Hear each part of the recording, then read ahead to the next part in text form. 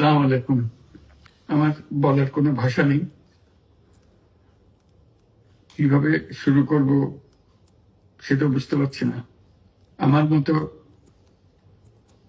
সারা দেশের লোক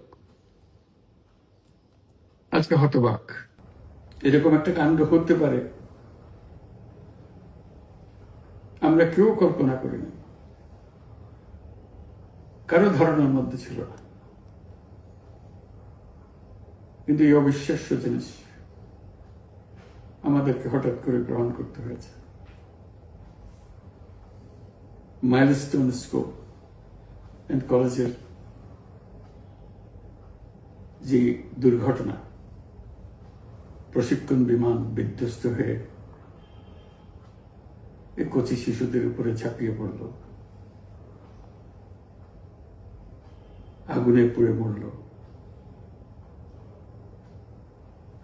মা বাপদের আমরা কি জবাব দেব? কি বলবো তাদেরকে? আমরা নিজেদেরকে তো জবাব দিতে পারছি না।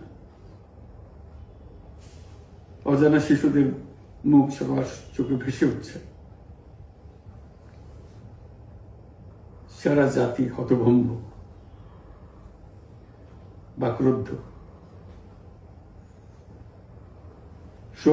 শোকাহত বললে খুব কম বলা হবে। এই দুর্ঘটনার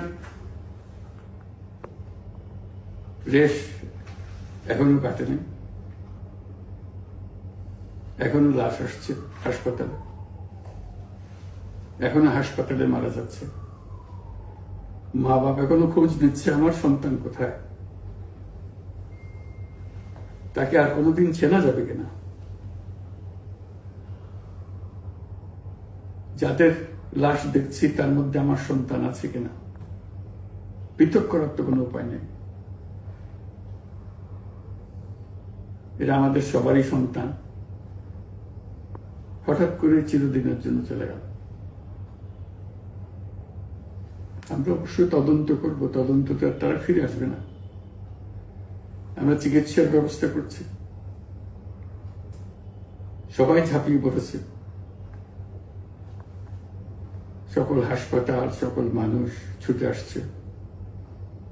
আমরা সবার কাছে অনুরোধ করছি, হাসপাতালে ভিড় করবেন না, কারণ যারা আহত তাদের জন্য এটা ভালো না। তারা তাদের শরীরে রোগ প্রতিরোধের শক্তি নেই।